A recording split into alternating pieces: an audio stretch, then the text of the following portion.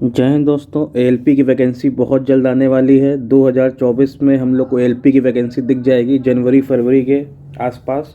और साथ में आरआरबी जेई की जूनियर इंजीनियर और सीनियर सेक्शन इंजीनियर की वैकेंसी आ ही जाएगी जनवरी फरवरी तक। अभी ये नोटिफिकेशन आया है एएलपी में कौन कौन एएलपी की वैकेंसी में अप्लाई कर सकता है।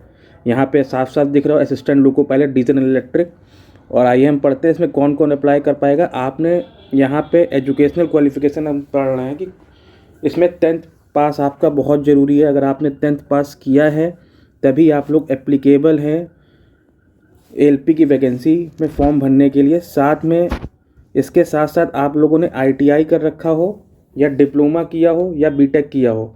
और ट्रेड बता देते हैं, ट्रेड कौन कौन सी होगी डिप्लोमा में। मैकेनिकल, इलेक्ट्रिकल, इलेक्ट्रॉनिक्स और ऑटोमोबाइल इंजीनियरिंग से अगर आपने आईटीआई कर रखा हो या बीटेक कर रखा हो या फिर आईटी डिप्लोमा कर रखा हो तभी आप लोग एलिजिबल हैं एएलपी की वैकेंसी के लिए। अगर कोई ब्रांच एलिजिबल नहीं होगी इस फॉर्म भरने के लिए। और आईटीआई भी आप लोगों ने किन ट्रेडों में किया ये भी देख लीजिए। Fitter, electrician, instrument mechanics, maintenance mechanics, electronic mechanics, wireman, tractor mechanic, armature and coil vendor mechanic, diesel, heat engine, Turner, machinist, refrigerator and AC mechanics से अगर आप लोगों ने आईटीआई किया है तो आप लोग एएलपी की वैकेंसी के लिए एलिजिबल हैं।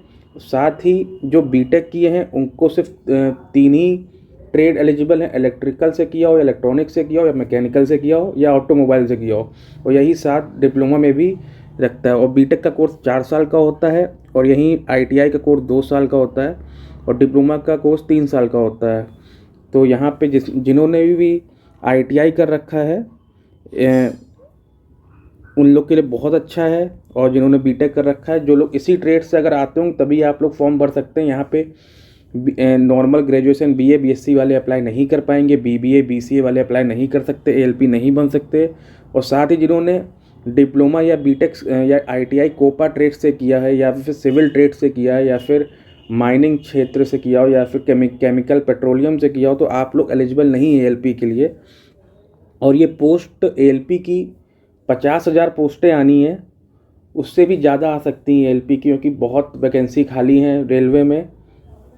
50,000 वैकेंसी आप लोग को जनवरी तक दिख जाएंगी। और इसका एग्ज़ाम भी 3 महीने में हो जाएगा। अप्रैल मई जून में एग्ज़ाम ले सकते हैं, अगर थोड़ा सा लेट हो सितंबर तक चला जाएगा। इसका प्री एग्ज़ाम होता है 75 नंबर का। इसमें नॉर्मल मैथ्स आती है, नॉर्मल जीएस, जनरल साइंस आती है। आप लोग मेन फोकस जनरल साइंस में दीजिए। आप लोग फिजिक्स, केमिस्ट्री, बायोलॉजी पढ़िए, नॉर्मल मैथ्स पढ़िए, अरिथमेटिक मैथ्स, ज्योमेट्री, मेंसुरेशन पढ़िए, बहुत इजी लेवल का आता है। और साथ में करंट अफेयर पढ़िए और रीजनिंग भी आप लोग तैयार करिए। 75 नंबर का आएगा तो आप उसमें 55 प्लस स्कोर करेंगे। तो अगर अच्छा स्कोर करेंगे उसमें ज़्यादा से ज़्यादा इंटू 20 टाइम्स बुलाता है, जितना ज़्यादा स्कोर करेंगे उतना ज़्यादा आप पार्ट सेकेंड में एलिजिबल हो जाएंगे सेकेंड स्टेज में।